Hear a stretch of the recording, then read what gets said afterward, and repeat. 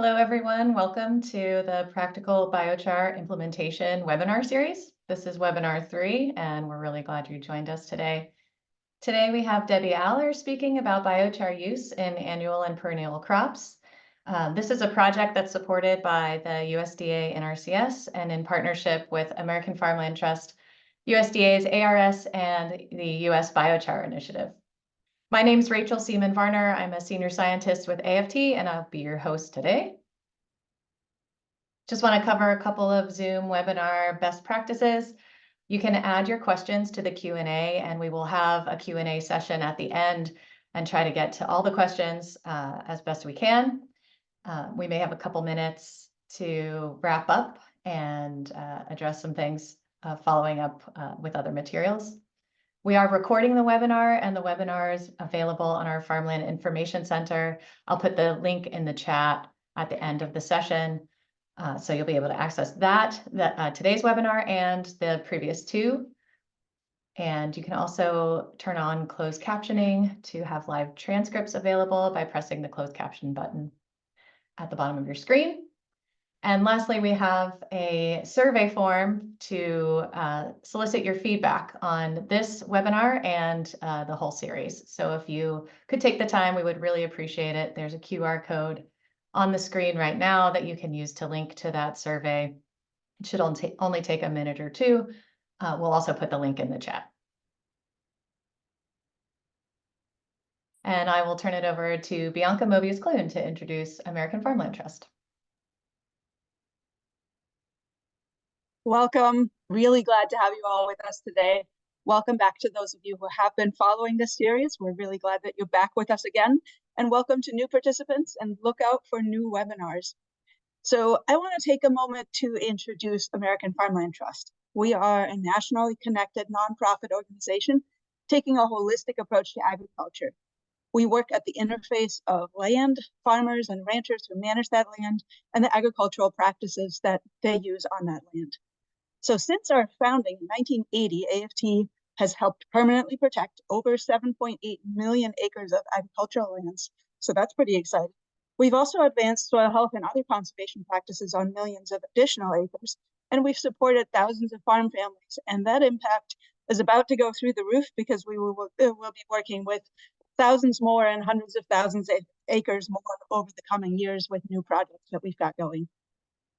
We do our work from the kitchen table to the halls of Congress through a combination of on-the-ground work, coalition building and policy work, and research and technical guidance development. So all of those activities feed into each other and can really discover what some of the gaps are on the ground and bring them all the way to Congress, all the way to NRCS and USDA.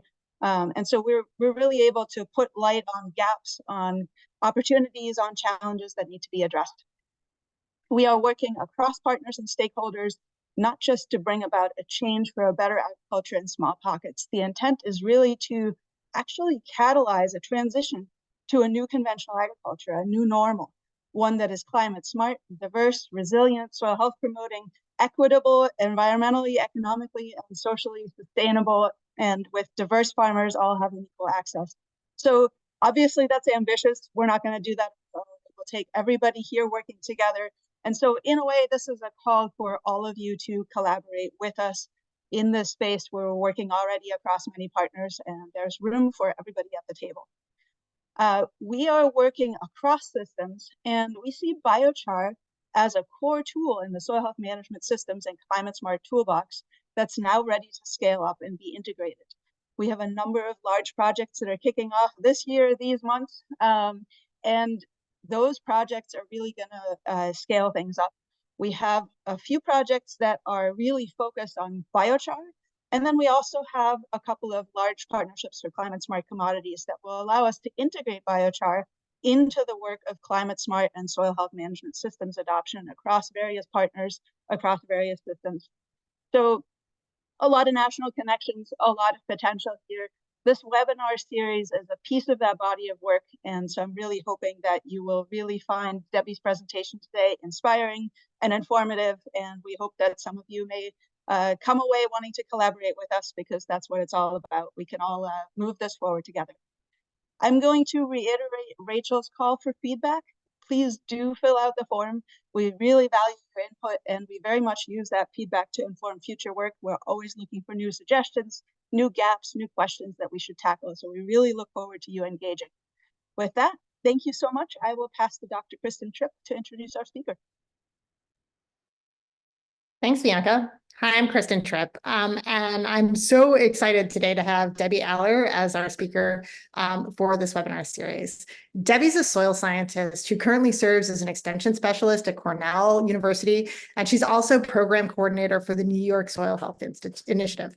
She conducts applied research and coordinates extension activities to assist farmers in adopting more sustainable soil management practices, including the use of biochar.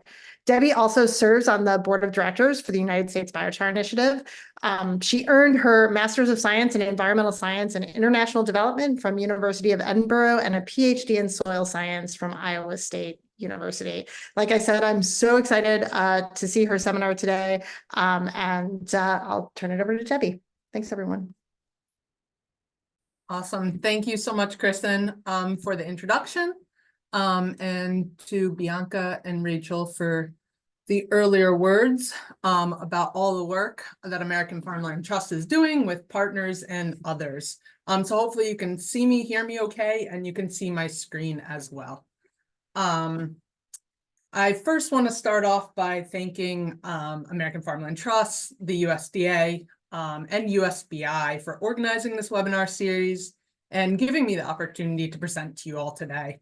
I really enjoy presenting on this topic. I'm going to be sharing slides that I know some who are attending this webinar today have seen before, but I think are still very relevant and important to emphasize. And so, as previously mentioned, I will be talking about biochar use in both annual and perennial crop production, and from really my interests and working in extension and as an agricultural scientist, talking about this practical implementation of biochar. How do we get a biochar actually on the ground? How do we get farmers adopting it? Sorry. Okay, there we go.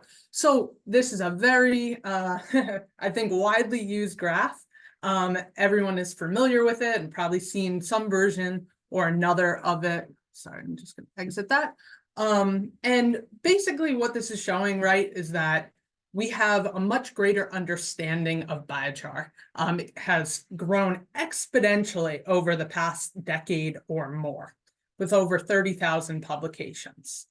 But there's a lot of complexity and variability around biochar, and this has limited its widespread adoption, right? And this is particularly true in agricultural systems. So today I'm focusing, right, on agricultural, although we know biochar can be used in many other sectors. And so we see a continued need for really practical or applied information that folks who are wanting to adopt biochar to actually be able to use it and to figure out how it integrates within their system. And that's really, really my interest when I'm working directly with farmers in the field. Farmers don't want to introduce more risk into an already risky business. So we want to make biochar technology more straightforward for them and to really lower the barriers to adoption of this technology. So a lot of what I'm presenting today is available already in our fact sheets. USBI and a host of partners, as you can see listed on the right, AFT, USDA, we all came together and put together several fact sheets related to agriculture, these biochar guidelines for agricultural applications and beyond applications, learning more about biochar. So you can scan the QR code right here on the slide, and it will take you directly to the Learning Center on the USBI website. And I know Tom in his first webinar did present these already and other resources available, but I want anyone who's not familiar with them to be able to go find them and share them with folks who you might think they're useful for. It's also available in Spanish, which is really great for other producers across the Americas. So I'm going to take a bit of a deeper dive, and I think obviously everyone here knows what biochar is, but I still think it's important to provide an introduction slide. And just so we're all on the same page, right? And for anyone who is new attending the webinar today, what is biochar and what are we talking about here? So biochar is really a carbon-rich material made through pyrolysis. It's different than incineration and torrefaction and other methods of producing energy. And so we're converting organic waste to a really high-value product, and it's organic waste that are sustainably produced. These are not, we're not cutting down trees here. These are waste materials that are going through pyrolysis and becoming biochar. So there's a definition of pyrolysis there, and we're taking whatever feedstock we have potentially available locally in large enough quantities, putting it through pyrolysis. And I know Tom in the first webinar within the series really talked about biochar production and all the different technologies available out there at different scales. But we get 3 end products: gases, liquids, and our solid product, our biochar.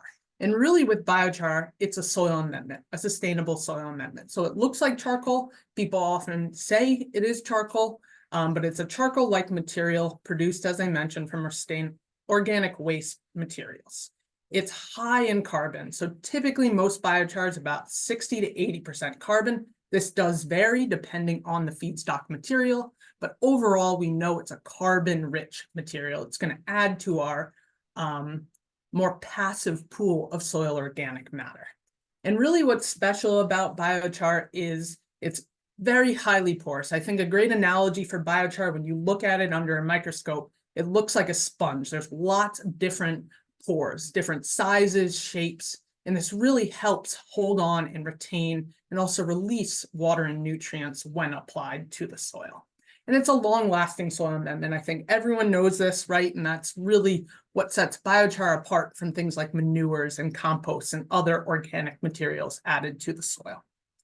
And so at a real fundamental level, when we're thinking about pyrolysis, it makes the structure more complex with biochar. So if we take a woody biomass from the beginning and we take those 3 starting materials, the lignin, the cellulose, the hemicellulose, the predominant components of a woody material, we subject it to pyrolysis, we get a much more complex aromatically fused compound. And through, so this makes it more difficult for degradation by microorganisms and weathering and things like that in the soil environment. And so with pyrolysis, as we increase the temperature of pyrolysis, we're decreasing the yield of the biochar, but we're increasing the amount of fixed carbon, those fused aromatic rings within the biochar structure, the surface area, and the ash content of the biochar as well.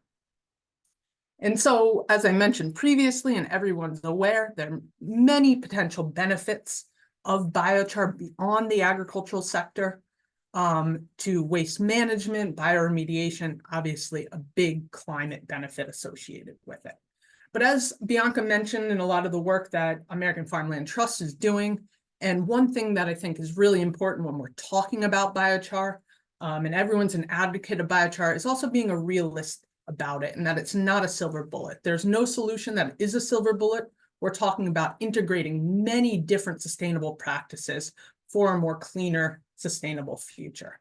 And so it's another tool available to growers, another tool in their soil health management toolbox. So how do we work directly with growers to get this on the ground?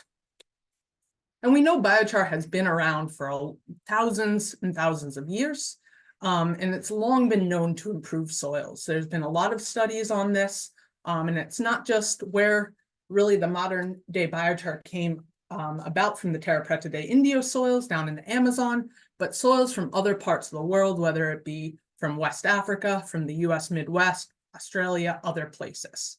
And in all these instances, there's been some type of human management impact where there's charred materials or burned organic waste that's left on the soil that improves the fertility of the system. And typically here in the Oxisol example, these Terra Preta de Indio soils that we have highly weathered tropical soils where there's high rates of decomposition, that by adding organic matter back to the soil in this form of a charred material, we're really building up the health, the soil health in these environments. And so biochar, we know, is incredibly stable, degrading on hundreds of thousands of year timescales. And I really like these two figures, and I've shown them before in presentations I've given, that there's a certain fraction, and typically depending on the original feedstock material, about 50% of the carbon remaining after several years in biochar. So when that organic matter is charred, that it becomes stable and contributes to that passive or dead pool of soil organic matter. And it's really our next best option other than reforesting areas and planting trees. But what's difficult when we're talking about biochar and explaining it to farmers, extension educators, technical service providers, is that its stability and varies depending on feedstock and production conditions. So this is that variability, introducing that potential risk to producers. But within this figure on the left here, it's showing, and this was a really nice paper done a number of years ago at this point, that among all these different feedstock materials, whether it be a crop residue or a woody biomass material, there's some amount of biochar that does degrade over time, but overall, the large fraction of that biochar is still present in the soil and degrades on very long time scales. And this other figure on the right here, which was another really nice paper, and I know this is an incredibly complex figure, but I really like it because it's showing the hydrogen to carbon ratio of different biochar materials and how they persist against pyrolysis temperature. So at higher pyrolysis conditions, we're decreasing that hydrogen to carbon ratio, we're fixing that carbon, we're making them more stable within the environment. But from this diversity of biochar, all these different feedstocks, different pyrolysis conditions, production temperatures, residence times, this diversity of biochar leads to different impacts in the environment. So when one biochar is applied in one environment, it potentially could have a different impact than when it's applied to another. And so these impacts, when we think, well, anyone who is kind of a plant geneticist or works in that world, we think about genetics, environment, management interactions. And so here, I like to think of soil, crop, biochar, environment, management interactions. So we have all these factors that are somehow integrated directly, indirectly, and that all these factors together introduce different variability, but produce some type of result at the end.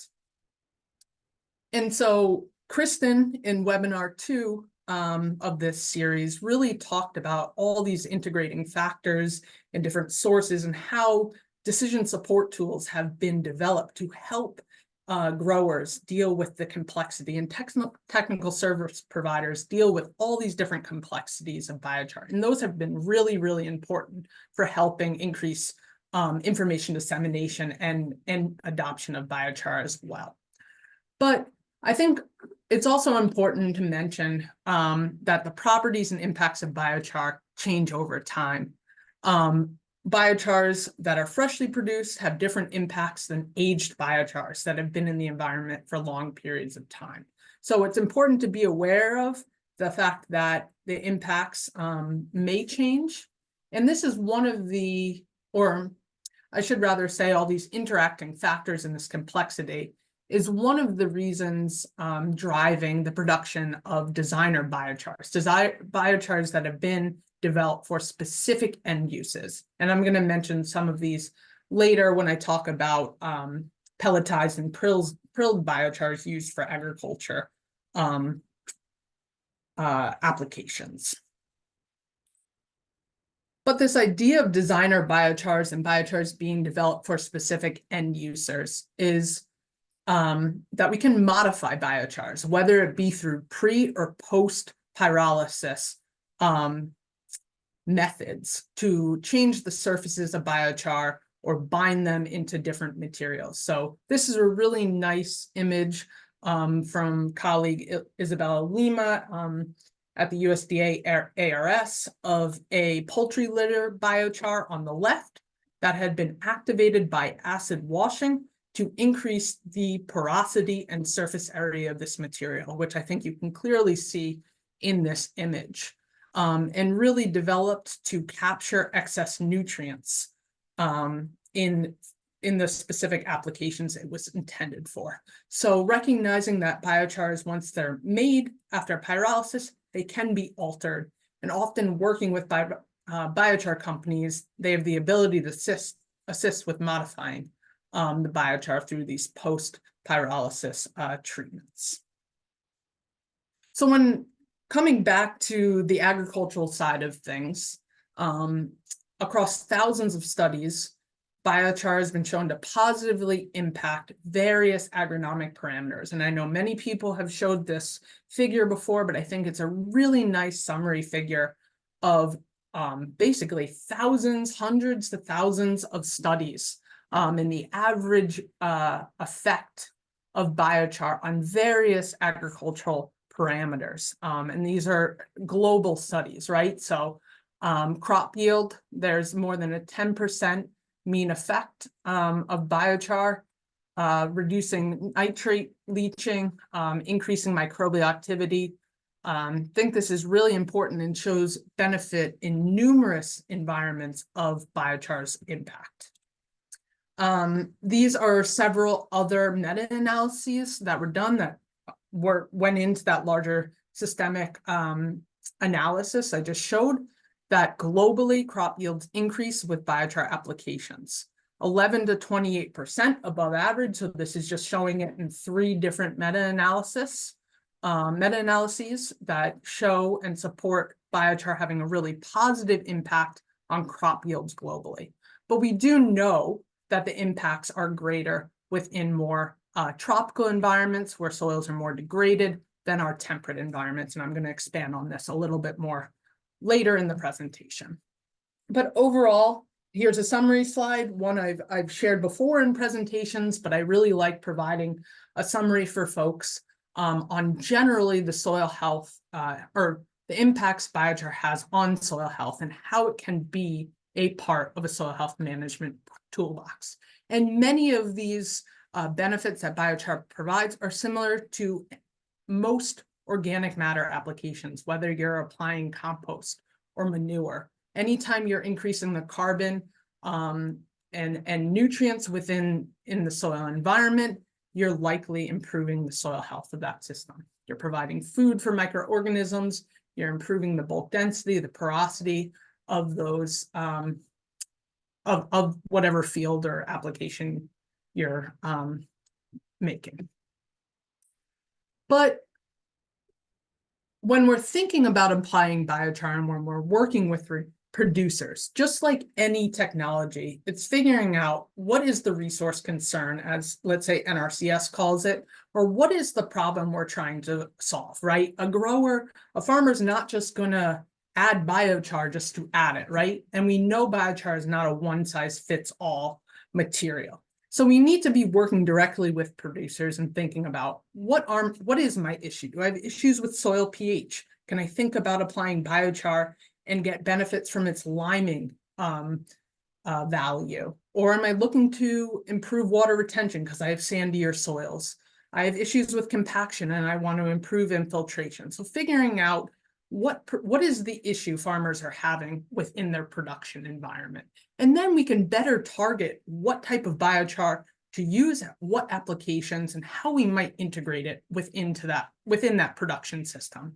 And just going back again to what Kristen said in webinar 2 of this series, with the decision support tools, being able to plug a specific biochar in to get a certain target end goal, I think is really useful and can help growers and technical service providers greatly in utilizing biochar.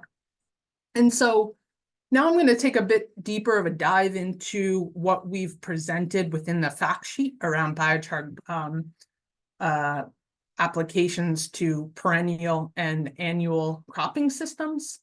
And really from a high level, I think a lot of farmers and also technical service providers are familiar with the 4 Rs, the 4R principles of nutrient stewardship. And this is really started around how can we better manage our use of nutrients in a more sustainable manner.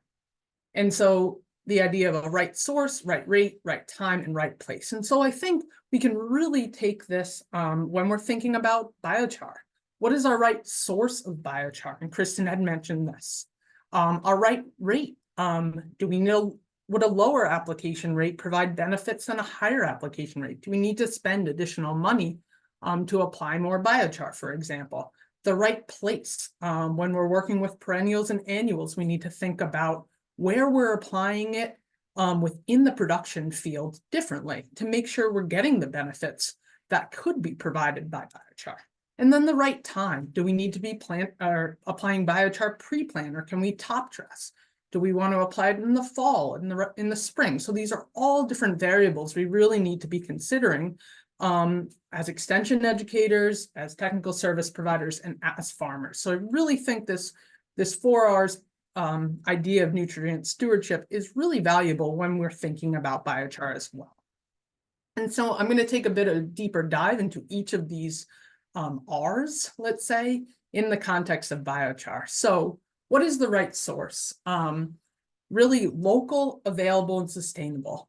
So the feedstocks available to where I am in New York State might be different to a farmer down in Brazil, to folks out in California, to others down in the south of the US. And so thinking about what feedstock is available, and this is going to help cut down on costs, because a lot of the costs around applying biochar is freight. So think about what sources might be available locally. And I work, I know, and I work with many farmers who are using organic waste materials directly on their farm to create biochar and mix that in with compost or manure that they're already using on their farm. So the right place, where do I apply biochar? I think this is basically a #1 question I've gotten for many, many years from growers and others. And so not all soils and crops will see a yield benefit from biochar applications. And so this makes it essential to know what soils will likely generate positive crop yield response. Soil maps can help identify soils that could potentially benefit from biochar applications. And this was a study done a number of years ago by actually one of my friends in grad school and a colleague, Hamze Dukohaki, which is really the foundation of some of the decision support tools, for example, in Web Soil Survey that everyone's familiar with. But this study really using models and making some assumptions, right, in any models, but really linking up soil properties with the potential positive response of biochar. So the first 3 images here, and within this study, this modeling study, he used the Central Valley of California. So hopefully everyone recognizes this is the state of California, and the Central Valley. And it's a really nice example because we can see on the east side of the Central Valley, the soils tend to be more acidic, they tend to have lower organic matter, and they tend to have lower cation exchange capacity. Whereas on the west side of the Central Valley, they tend to be more neutral or basic soils, be higher in organic matter, and have a higher cation exchange capacity. And those tend to be properties associated with healthier soils, right? And so this directly connects to the potential response ratio, which is what that RR is called. So basically showing where will biochar potentially have the greatest impact on improving crop yields. And what we can see is in our healthier soils on that west side, the potential for biochar to have a positive impact in improving crop yields is lower. Not to say it won't have an impact, but it is lower compared to our soils that are more degraded on the east side. And so we can think about this in the context of farmer fields that you work with or your own farm, thinking about what are more degraded or sandier sites. And so to summarize that, and this is within that publication, these lower quality soils, the likelihood of having a positive yield response from biochar, as well as other improvements in soil health, are greater than soils that are already healthier. And I get a lot of questions of, well, I don't have a sandy soil. I have much heavier soil, clay soil, where I do a lot of my work now in upstate New York. We have very heavy clay soils.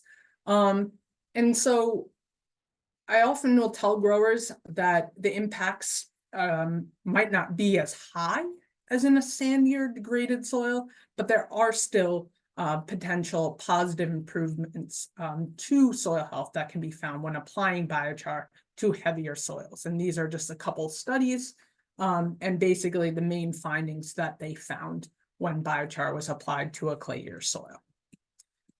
Not going to stay on this slide long because Kristen has done a great job explaining these on many different webinars, that these decision support tools are available to help farmers and technical service advisors make more informed decisions about rate of biochar applications and locations biochar should be applied. And these are really great resources and continue to be expanded and developed further. This, I do want to provide one example here in terms of the right rate, just kind of re-emphasizing what I said, particularly when it comes to water holding capacity. And this was a larger modeling study done by, I believe, some researchers at Rice. I could be wrong with that, but sandy soils will benefit the most from improved water retention with biochar application. So this was just a nice national modeling work that had been done to show the estimated impacts of biochar applications to water holding capacity. So it's really important to think about what is the issue I'm having in my area on my farm. So right rate, the next R. More is not always better. We don't need to be applying 100 tons per acre of biochar, and that's not economically feasible, right, as well. And so application rates differ, and they are impacted by all these interacting factors I've previously mentioned. And there's really no one-size-fits-all answer, unfortunately. I know people are looking for it, but can't say, apply this and you're going to get this impact. We're working in that direction. We're all of us collaborating together are trying to narrow down and communicate what are, more realistic application rates. But based on discussion from experts, from all these meta-analyses, here are some general field application rates that can help improve microbial activity, that can help improve soil organic matter levels, for example.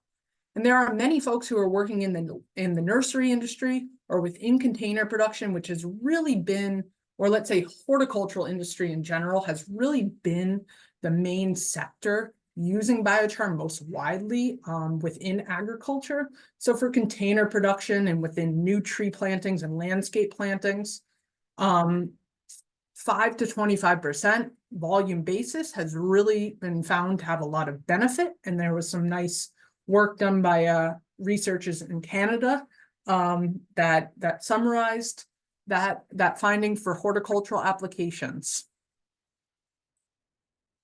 So the right time, I think this is the last R I'm going to mention, and then I'm going to go into some practical applications. So both single and repeated applications can work with biochar, and this is once again going to depend on your management goals, economic factors, what crop you're growing. Single applications of biochar can be done, right? Because biochar is resistant to decomposition, mentioned previously. A single application is likely more favorable, at least initially within perennial cropping systems, where the biochar can be incorporated directly into the root zone, closer to the main rooting system. Top dressing can be done later within perennial crops, but really I think a lot of benefits that have been found in studies have been that getting biochar down into where the roots are going to proliferate through the soil profile.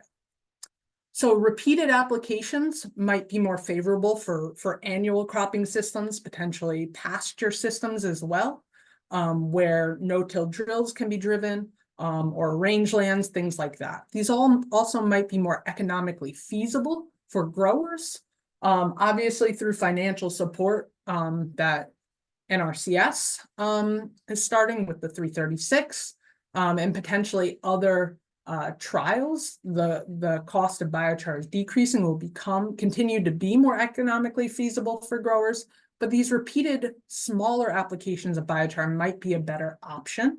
And they might align better with current management practices on a farm. Are you a no-till grower?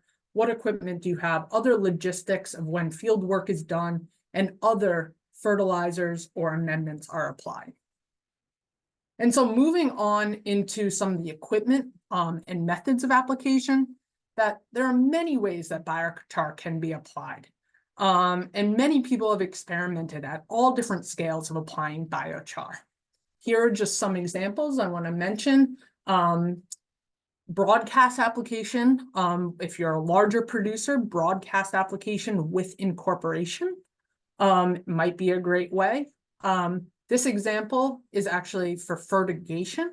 Micronized biochar, very small, basically pulverized biochars, can be incorporated into liquid slurries for manure injection, or suspended in water and injected through fertigation systems or other methods to get biochar down to the roots of plants.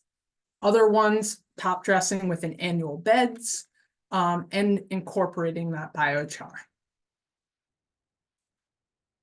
Some other examples are incorporating biochar within spreaders. So one of the best way is mixing biochar with compost or manure or some other nutrient-rich material and spreading these through a compost or manure spreader. Here's an image of a drop spreader applying biochar. Biochar, as I mentioned before, can be incorporated within liquid manure spreader and injected into the soil, can be surface applied. Here's a really nice picture. This is I believe a landscaper, he has a company out in the Pacific Northwest of using a very dry biochar with a dry fertilizer and actually no-till drilling biochar in. And so it's really important to think about how biochar can be incorporated within existing fertilizer management equipment that farmers have. And so working directly with producers, it's figuring out, do they have an injection system? Do they use dry fertilizer? Do they use wet fertilizer? And biochars can fit into all these different ways, but you really need to figure out each, on a case-by-case basis. Some other considerations when thinking about biochar: moistening the biochar before application. So typically we want to buy or purchase biochar on a dry weight basis, but biochar should be wet before application to minimize dust and reduce the risk of loss to water and wind erosion. If you're just surface applying a dry biochar and get a heavy rainfall event, that biochar is likely going to leave the field. So moistening it, getting it incorporated into the soil is very important, at least in the experience that I've had. And I'm going to talk about moistening it a little further in the next slide, actually. Many cases, just using appropriate personal protective equipment like a mask, glasses and gloves can always be good if you're working with a very dry material. For many farmers who are already familiar with using a pelletized or prilled fertilizer, there are opportunities to get pelletized biochar, where the biochar is molded or compacted into small pellets with or without a binder. There are several companies, and I think the number are growing, that are moving in this direction of actually pelletizing biochar. And this helps facilitate easier for transport and application using existing farm equipment on farm fields. It helps reduce the loss because of increasing the density of the material as well. And the prilled biochar can be use something similar as like a prilled urea product. And there have been a number of studies that have actually shown that prilled urea plus biochar aids in effectively acting like a slow release nitrogen fertilizer and improving the fertilizer use efficiency over time to crops. So just want to make folks aware, if they are not aware, that these products are available by some suppliers, and their I would say their production is increasing and will continue to increase if there is interest. So it's really important, and I know a number of people before I had spoken with them really didn't think about this or didn't understand this, and maybe had a negative view potentially of biochar in ag production because of this. But recognizing that biochar is the backbone, it's a relatively inert material after it's freshly pyrolyzed, and it needs to be charged, blended, inoculated. These terms are often used interchangeably, even though they do mean slightly different things. For the sake of confusion, I'm just going to say them all kind of together, whether you say inoculated, charged, or blended. But this idea of taking this material that's really the backbone, the carbon backbone, and adding nutrients to it. So thinking about, like I mentioned before, that sponge that has all these empty pores, and filling those pores with nutrients and microbes and water and things like that. And so there have been a number of studies that show when biochar is combined with different fertilizers, whether they're inorganic or organic fertilizers, the impact is greater on crop productivity. And really this idea of charging materials is to prevent this nutrient immobilization or nutrient tie-up when biochar is applied to the soil. So if you just apply raw biochar after it's been freshly produced, the likelihood that that biochar is going to suck up the nutrients in the surrounding soil solution is greater. And when biochar immobilizes, or let's say any material mobilizes those nutrients, they're not available to the plant for uptake. And so by inoculating the biochar, and this can be done in many different ways, which I'll mention shortly in the next slide, actually, this is going to help prevent that yield drag or reduction in crop yield or loss, because you'll continue to make the nutrients available to the plant, right? So we're trying to reduce the potential negative impacts. This is also more economically feasible for growers, right? Because you don't need 10 tons per acre of biochar. You could add 1 ton of acre to your existing windrow of compost or your manure application. So you're potentially substituting a small fraction of the nutrients that are coming from your fertilizer already with biochar. Here's a really nice example of a grower here in upstate New York who is applying biochar to the composted horse manure that they already use. So this was right before they mixed it in to their composted horse manure and applied it back to their field. And so many different sources can be used to inoculate, charge, blend biochar, compost, manure, compost teas, urine fertilizer, microbial inoculants. So this idea of charging. And so which inoculant or nutrient source that a grower uses is obviously dependent on their fertility program, the availability, the scale at which they are a producer. And many of us have talked about, you know, what is the length of time needed? How long should I let biochar sit with compost or manure? And I don't think there's a set amount of time. I haven't seen one. I think there's a lot of variability, but really several weeks should be a minimum. Months you can leave it, the longer, almost the better in a way. So there's no real established time, and I think that's important to share.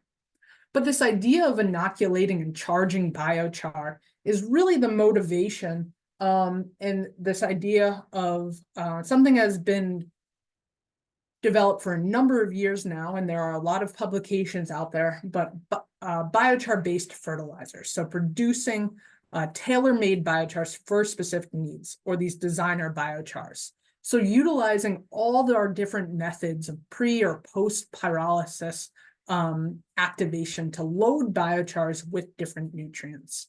So potentially, could you produce a biochar, amend it or compost it with a manure, and you'll get a lot more phosphorus, for example, within your system. And I know there are a lot of producers who don't want to apply more phosphorus on their fields. So obviously the site specificity there.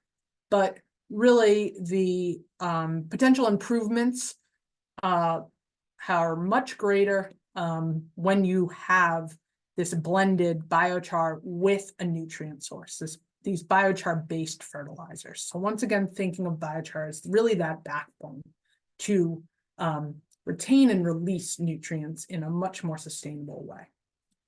And so I know there are about 15 minutes left or so, but I want to take a few minutes to just provide an example to folks, because there's some really great images and case studies out there of biochar applied to vineyards. So I'm going to do an example of biochar applications to perennial cropping systems. And this is some really great work done out in California.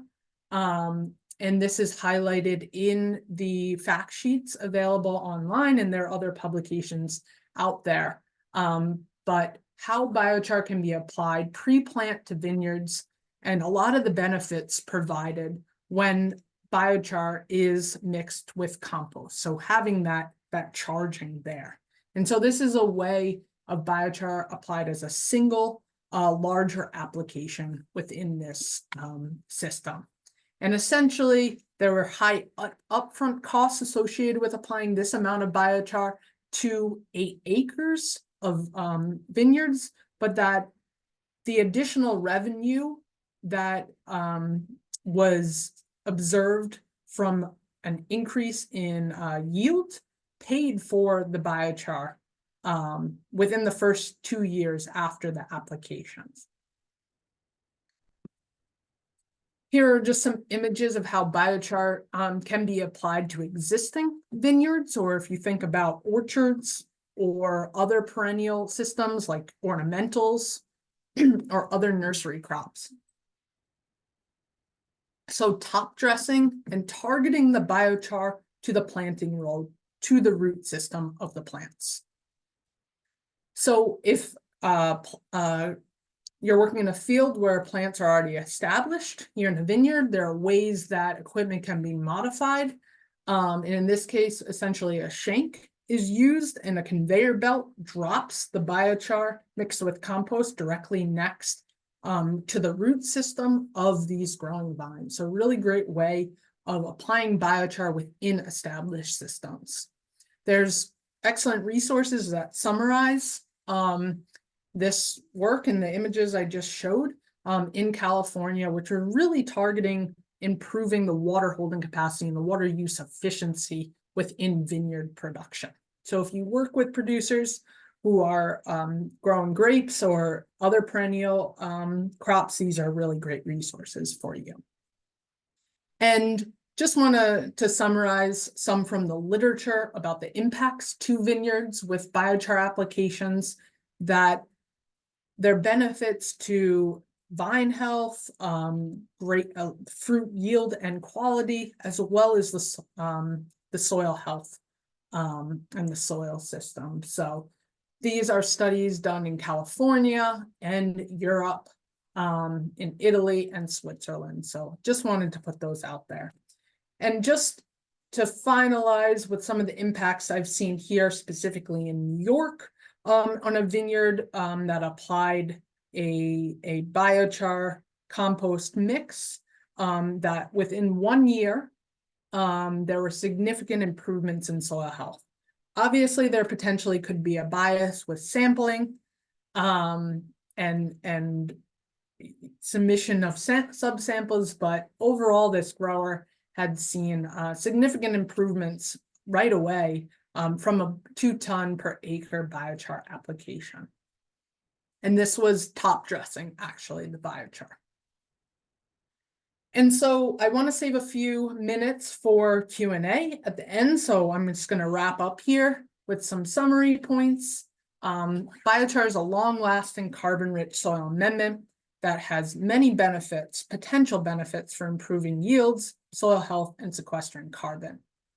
There are numerous benefits, and biochar can be integrated into both annual and perennial cropping systems. So whether you're growing or working with producers that grow vegetables, or working with horticultural crops or perennial fruit systems, there are ways biochar can be utilized. It's important to recognize that biochar applications don't necessarily need to be applied across the board, across the entire field, but they can be made more strategically, thinking about where they're degraded or poor performing areas of fields. I think some of these decision support tools can really help growers in making these more strategic applications to farm fields. Inoculating, charging, blending, mixing that biochar, that freshly produced biochar, with some type of fertility nutrients before applying it to crops. So whether you're top dressing or incorporating it deeper into the profile, this is going to help eliminate that nutrient tie-up. So making sure those nutrients right when biochar is applied are available to the plants. And sometimes one thing I forgot to mention, if thinking about like if a grower plants cover crops as an example, applying that biochar in the fall with that growing cover crop can help integrate that biochar into the system so it's ready for planting in the spring, or potentially before animals are put out onto a pasture, and getting it mixed with manure and urine and all the nutrients that come with animal agriculture and using those more efficiently. Finding ways to incorporate biochar into existing management practices of that farm. It's not one size fits all. It's going to look differently on every farm, whether you're a farmer, technical service provider, making sure you figure out what biochar size, what biochar rate is going to work for my system. As the cost of biochar continues to decrease as the availability increases and our production increases, and the industry does continue to grow, which is awesome to see. I've mentioned these decision support tools and financial assistance that is available to qualifying farmers through NRCS 336 can really help encourage greater adoption across the agricultural industry and across different cropping systems. And as Bianca mentioned in the beginning, I am involved with some of these on-farm trials to help increase the adoption of biochar and better understand how biochar can be integrated into various cropping systems at different scales of production, whether you're an organic grower, a conventional grower. And so I think there's something for everyone here. And with that, I will stop talking. And I want to show the other half of the picture that's often used with me. Ines, who has a biochar company, a really great producer down in sub-Saharan Africa there. And I just really like this image from the IBI Biochar Academy. So there's my email if you have any questions after this webinar. But hopefully there's some time for a little bit of discussion now. So thanks again for the opportunity to be here with you all today.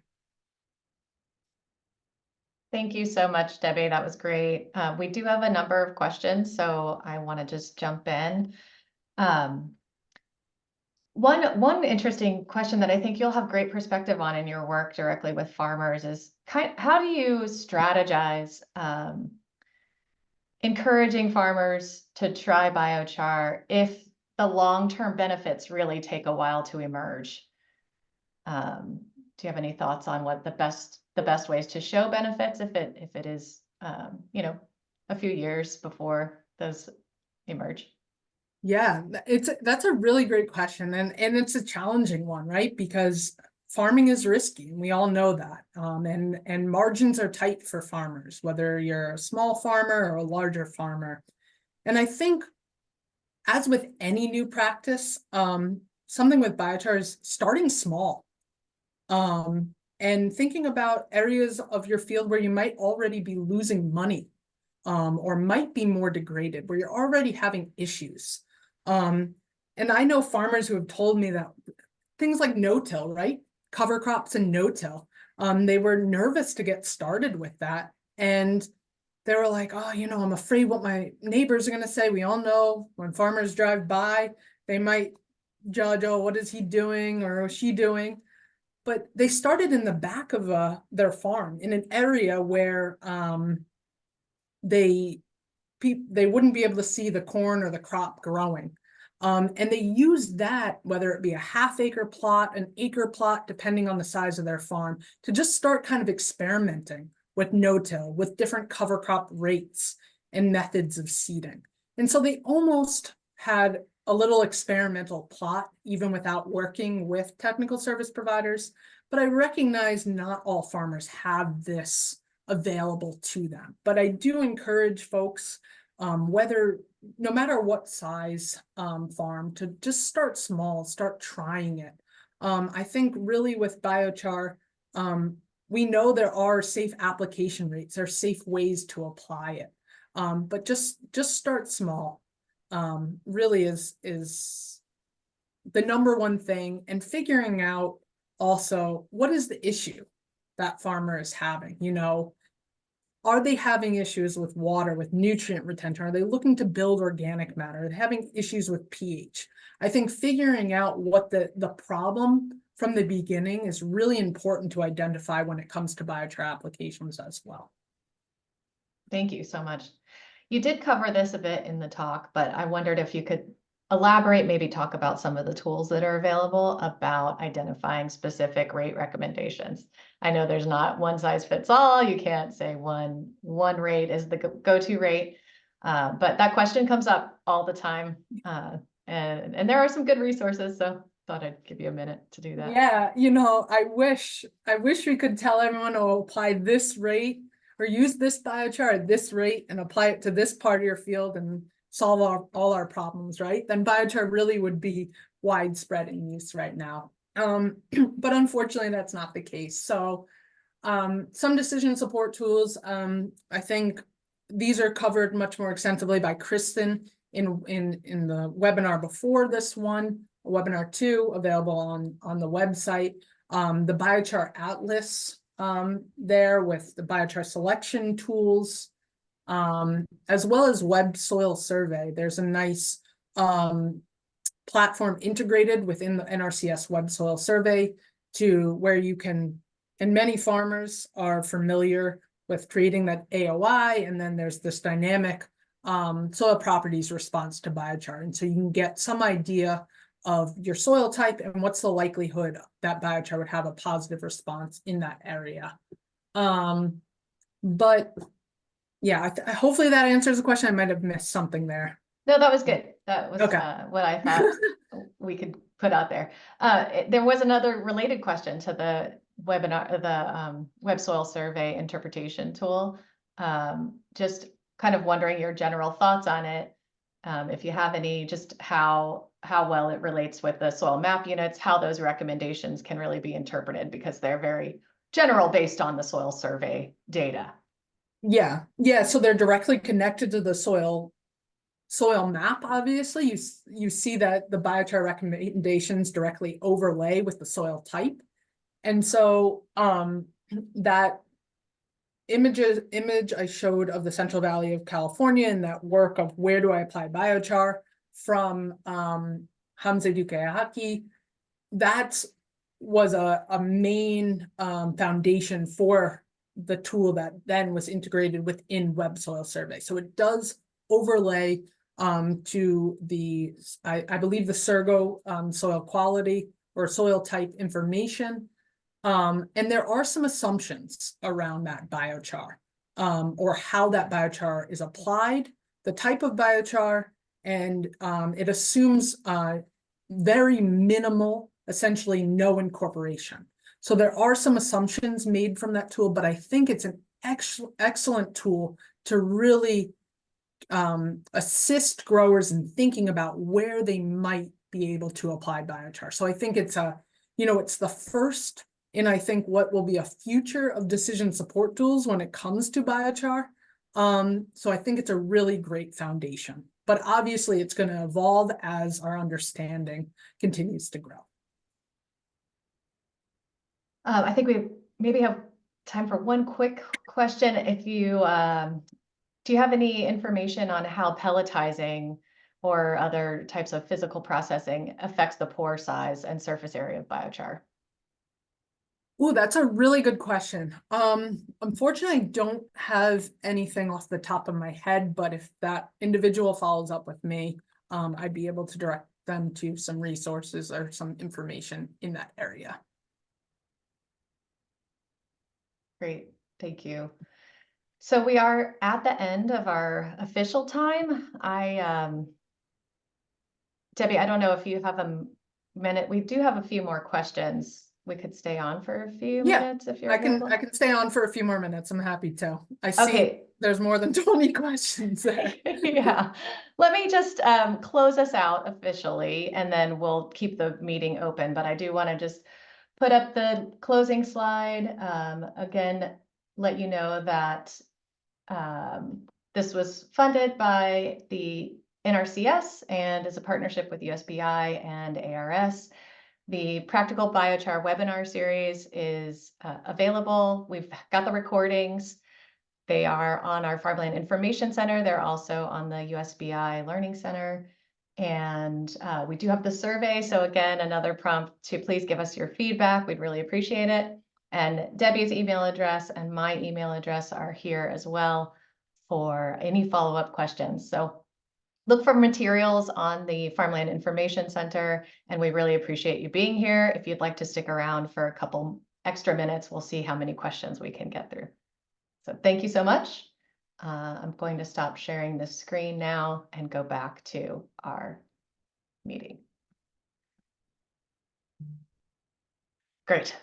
Okay, lots of applause. Thank you so much, Debbie, again, and for being willing to stick around. Let's see, there was another great question about information on biological activity and if there's a lot of definitive data around wood-based biochars and their effect on microbial activity in particular. So I think, well, wood-based biochars, I mean, so anytime you're adding organic matter to a field, right, you're essentially adding food for microorganisms to some degree. And so even with biochar, there's going to be some fraction of that material at the edges of biochar particles that's going to be available for microbes. And then it's going to be unavailable. But biochar, more importantly, really acts like a home, people often say, or for microbes. So it's really almost like a safe haven there. So I mean, a lot of studies I've seen, and I think these meta-analysis really are supporting that biochar, not just wood-based biochars, but other biochars really help build a more favorable microbial population within the soil in different environments too. And I think one thing I will add there as well is that biochars can be inoculated with microbial populations through various ways, whether microbial inoculants or compost teas. Obviously, if you have an active compost or manure supply, those are really great ways to make the biochar that's relatively inert biologically active.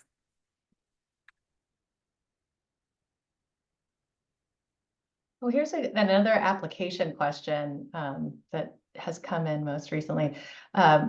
Is it practical to apply biochar year after year? And at what point would you say no more value is derived from applications of biochar?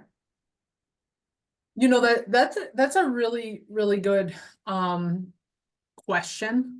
And I feel like that individual may be getting at the point of our soils reaching their carbon saturation point. And I think it takes some time, a long time, particularly in agricultural soils where we're working these soils, there's disturbance, that organic matter is decomposing to actually reach that carbon saturation point. But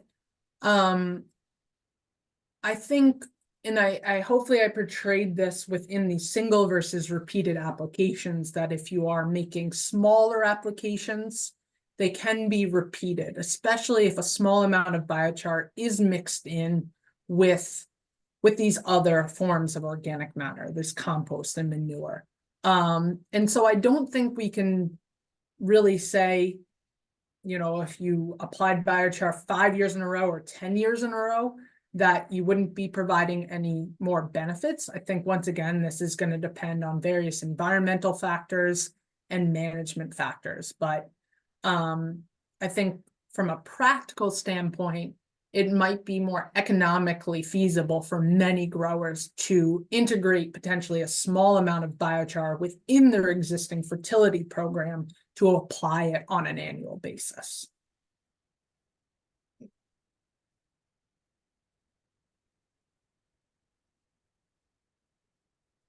You actually mentioned that you've done some work in Africa. There's a question here about how biochar performed compared to fertilizer application in sub-Saharan Africa's smallholder farmers. Do you have any insight on that? So I actually haven't done any work Oh. myself with biochar in sub-Saharan Africa. I will say my work from my colleague and very famous in the biochar world, Johannes Lehmann, has done a ton of work in sub-Saharan Africa, and has done also a lot of work with these biochar-based fertilizers and integrating biochar with other fertilizer sources, fertility sources. So I'm happy to share results of that work, or they are available online. I don't have anything specifically myself, but there has been quite a lot of work in that area, and really showing that you get a much more synergistic effect when you're applying biochar mixed with fertilizer.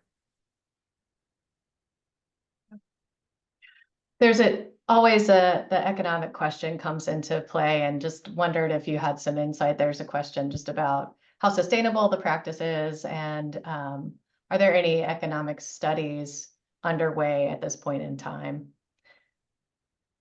I don't know if I'm the best person to answer that. I think other people, even on this panel, are probably more qualified than I am to mention the economic side of things. But obviously, as the industry continues to grow, which it has over the past decade or even more than that, the cost has gone down. I feel like AFT is doing some economic studies, or these will be part of some of these on-farm trials that are happening at a national scale, but I don't know if you want to mention further, Rachel. Yeah, sure. I was gonna look for an opening there. Yeah, we have the soil health demonstration trials focused on biochar, and Debbie and others in New York are working on that project with us.